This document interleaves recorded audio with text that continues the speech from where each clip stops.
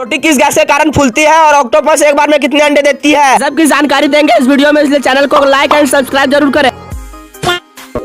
Number 1, शेर को भले ही जंगल का राजा माना जाता है, लेकिन वो गेंडों और हाथी से डरता है और कभी उनसे लड़ना नहीं चाहता। नंबर 2, तितलियों की आंखों में हजारों की संख्या में लेंस लगे होते हैं, लेकिन फिर भी वे सिर्फ लाल, हरा और पीला रंग को ही देख पाते हैं। फैक्ट नंबर 3, एक रिसर्च से पता चला कि गाय म्यूजिक सुनते समय ज्यादा दूध देती है। फैक्ट नंबर 4, एक ऑक्टोपस ही एक ऐसा प्राणी है जिसके 3 दिल, 9 दिमाग और नीला रक्त होता है। फैक्ट नंबर 5, मादा ऑक्टोपस एक बार में 56,000 अंडे देती है और ये प्रक्रिया 6 महीने तक जारी रहती है। जब उन अंडों से बच्चे पैदा होते हैं तो बच्चे चावल के दाने आकार जितने छोटे होते हैं। नंबर 6, रोटी कार्बन डाइऑक्साइड गैस के कारण फूलती है।